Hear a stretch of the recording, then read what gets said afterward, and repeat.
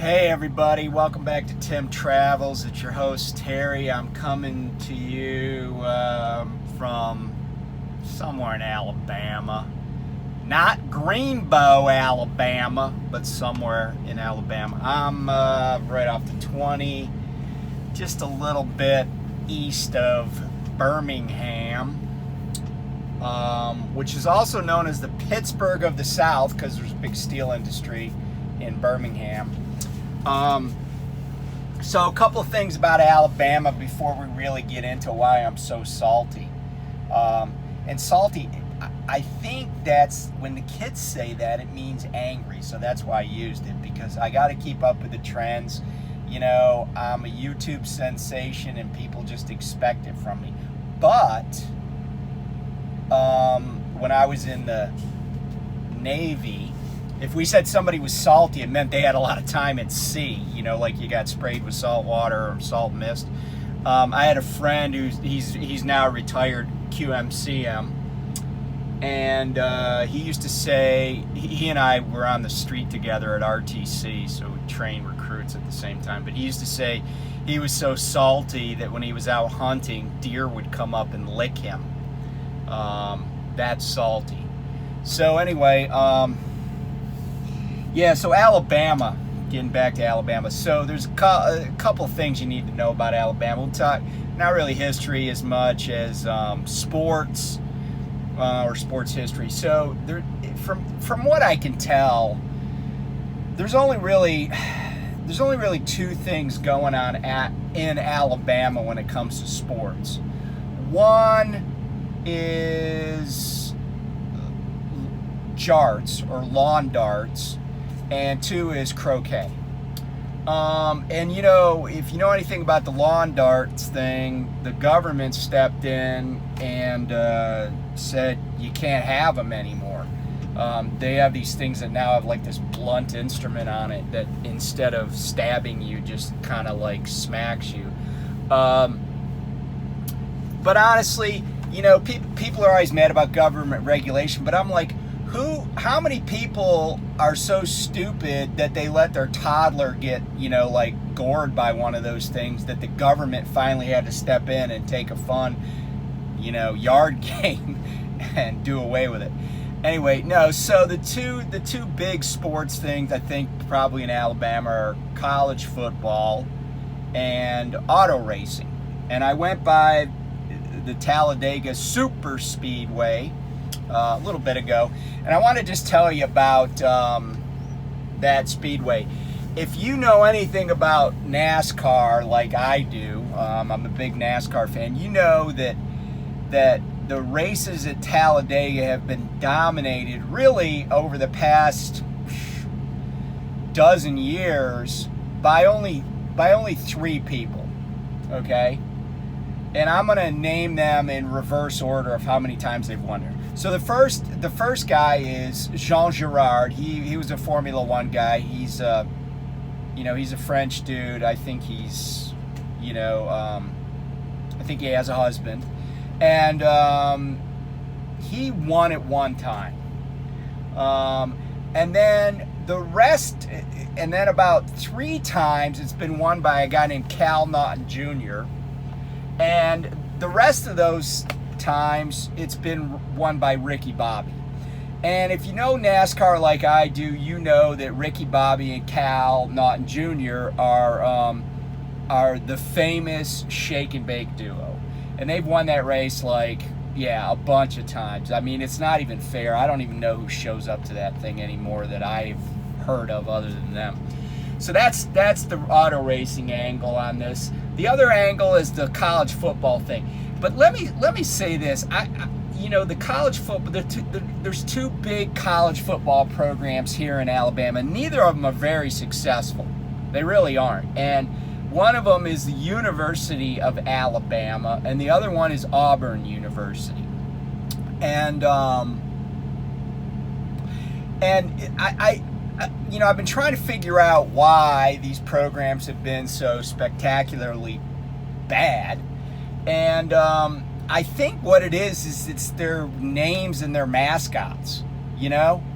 Like, most colleges have a name like, I don't know, like Lions, or I don't know, like Bulldogs or something. And then their mascot is a lion or a bulldog, or you know, a silverback gorilla, or whatever, a giraffe, whatever it is. And then their mascot, they're the giraffes and or the ducks, and then their mascot is a giraffe or a duck. But not here in Alabama, and I think this is part of the big problem. So it turns out that Auburn is the Tigers. Now you would think that if you were like the Auburn University Tigers, that your mascot would be a tiger, right? But then they got this thing that I have no idea what this is about. They have some war eagle thing going on. So that makes no sense. Just be the War Eagles or the Tigers, but pick one, okay? I don't care which. I like big cats, right? I like birds of prey. Either one's fine. They're both tough. You know, but pick one. That's, you know, because when people are confused like that, they're not going to put together a decent offensive playbook. Okay, that's school number one there. And then the University of Alabama is called the Crimson Tide. And I mean, even Steely Dan knows this, right? If you're a Steely Dan fan, you know the song I'm talking about is Deacon Blues. And if you're not a Steely Dan fan, my question is, why not? But anyway, so Crimson Tide. But you know what their like mascot is? It's an elephant. Like, first of all, I don't even understand what Crimson Tide, what the hell is that? Have you ever heard of anybody saying, man, I almost got killed by a Crimson Tide. My bass boat was swamped by a Crimson Tide.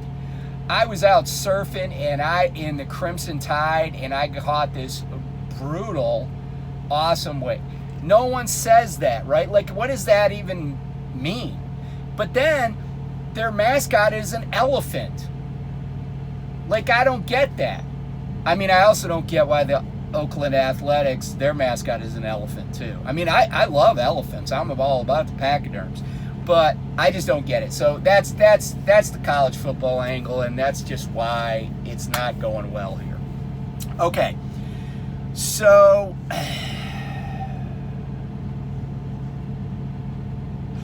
why am I salty? So this is one of those things where, you know, yesterday, if you were in on the video, you know that I had a load, and I went there, and then they were basically like, we're not going to get you loaded today. So then after I did my video, I got another load, and it was a load, the mileage was very short, but the pay was good,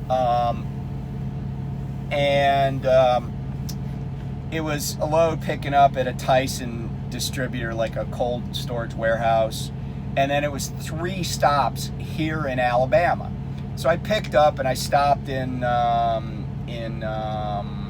Waco, not Waco, Texas, no, Waco, Georgia last night, and I stayed there. And then I didn't really have a schedule for when I had to make stops 2, 3, and 90, because everybody knows the next number after 3 is 90. So I was just like, all right, I'll get on the road about 7, because coming over from Georgia to Alabama, I was picking up that hour coming in Central Time Zone. And so, so I get to my first stop, my 02, my 02. And the guy comes out, nice as could be. He's like, are you picking up or delivering? I said, I'm delivering, sir. I got 2 pallets. 2 pallets, that's it for that stop. He's like, we don't, we don't take anybody in after, like, I don't know, like 3:30 in the morning or something. So then I'm like, oh, okay, well, I was told I could deliver basically anytime. I didn't have a time. Well, then I looked at my phone, and like as I got there, it says, oh, your delivery's on the 7th. Today's the 4th. By the way, it's my daughter's birthday. Happy birthday, Britt. So I'm like, wow, they just kind of changed this up. So even my fleet manager was like, holy crap, they just changed all this. And so mind you, now this is the second load in a row where I'm not going to get it delivered. So he's like, look, just hang tight. I'm going to find out what we're doing with this, because I'm going to try to get this off your back. And so first, and then he says, I'm going to send you to a Tyson facility.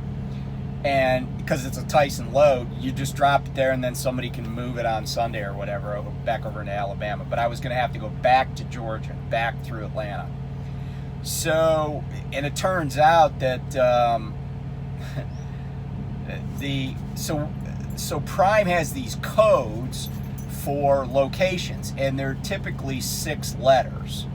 And if you plug it into our system using a macro, it'll tell you the actual address. But like all the fleet managers, overnight dispatchers, they just send out these codes. So I got a code, and the code was Thai scum, like Thai scum. But that's actually the code for a Tyson facility in Cumming, Georgia. And but it turned out, even though I thought I was going to Cumming, Georgia, I was wrong. I mean, I started heading that way because that's what I was told. Well, then right when I'm at the, split where 20 intersects, 385, I get a call from my fleet manager, and he says, hey, they don't have any room for that. So you're going to have to divert to this other drop lot. So I go to this other drop lot and drop my trailer, my loaded trailer. And I actually had to fuel it again because I wanted to top it off. So I topped it off by getting as close to Atlanta proper as I could, and then putting 1.5 gallons of diesel fuel in it. Because it's a frozen load, and I don't know how long it's going to sit. So anyway, I did that. I dropped. I found an empty. I take the empty, and I'm like, oh, the empty has below a half a tank of fuel. So I stop at some random service station that has diesel pumps for trucks. I go in there, put in like $40 cash worth of diesel in the thing so I can bring it to this Walmart consolidation place. And I kind of was like, well, maybe I don't have to fill this tank because it's a dry van load that I'm taking out. It's a dry load. I shouldn't say dry van, but a dry load. And I should have known, because I've been to these before, but I should have known they weren't really going to care how much reefer fuel I had, but I'm trying to be a team player. So I fill it up or get it over 3/4, which is the requirement at Walmart. Go in there, nobody even checks it, but I did my job. And I'm back in a trailer. I'm parking the empty, and I realize that the trailer I need to hook is right across the road from me. So I get over. So I just kind of make a little U and back in. But when I get out to inspect it, and by the way, this is the first Prime floral trailer I've had. But when I get out to inspect it, I realize some knucklehead has totally torn up the side of the trailer. I shouldn't say totally. They've torn up the side of the trailer that's already loaded and sealed, to the point where you could see insulation sticking out up by the very top. And I know exactly what happened. This is a really tight yard. There's yard jockeys, all sorts of trucking companies in and out. So it's just like one thing after another, It's like, can't get the load. And so then I had to take pictures of the trailer, put that on my inspection report, send it. I sent a side note or separate note to my fleet manager, and he's like, well, get a hold of RA, Road Assist. So I do. I send them the pictures. So then I finally am able to get out of the Atlanta area. But I've been driving slow. And I say slow, that's a relative term, right? But I've been saving on fuel. I've driven this truck now almost 8,000 miles, maybe like 7,700 or and change, and I am averaging 9.8 miles per gallon. Now, I will say that I get passed a lot. Like, I make TMC guys look like they're driving top fuel dragsters. I got, you know, and this is kind of a double-edged sword, because apparently several states have I say several, maybe like 9 or 10, have contacted Prime and said that they're going to require me to have one of those agricultural triangles on the back of my trailer. I'm just going to get a magnetic one, put that on there. You know, it's probably not going to be too long before somebody driving a tractor and pulling like a 6-bottom plow goes by me. But everybody passes me, including other Prime trucks. That's how slow I've been driving. But here's the funny thing: I was on 385. I get passed by like a butt ton of trucks, including a couple of Prime trucks. And of course, it's Atlanta, so there's traffic and it's crazy. I get up the road like 2-3 miles and I'm still putting along in the right lane, but the right lane's totally open. Like, everybody's crowded into 3 left lanes. And a little pro tip for you, if you're driving in the Atlanta area. The Atlanta area is actually noted for citing truckers for lane violations. So on 385, if it's 4 lanes, there's not supposed to be any 18-wheelers in those 2 left lanes. And it is so easy. Like, that is the low-hanging fruit for cops. I mean, you're in the lane, you're guilty, right? Like, they don't have to do anything else. You know, you're in the lane. And the reason I know this is because when I was at night, as soon as you got in near the Atlanta Metro, they would send a message to you about that. They would also send a message about speed there. And Georgia is noted for all the local yokel departments making money. I mean, it's a huge thing in Georgia. But anyway, so this Prime guy goes flying by me, but he's in the number 2 lane, I'm in the number 4. Guess what? I still got on I-20 before him because he got clogged up in those left-hand lanes. It's just a lot less brain damage for me. I was telling a guy I talked to from GP Transco the other day, it's a lot less brain damage to go slow, and I'm saving money. Or not spending it, whatever you want to say, making it, because my fuel surcharge is more than covering my fuel, my cost per mile. So anyway, that's just a quick update on why I was salty. Just, you know, one thing after another, and even I forgot one other thing, and if you're a Prime driver, you might know about this.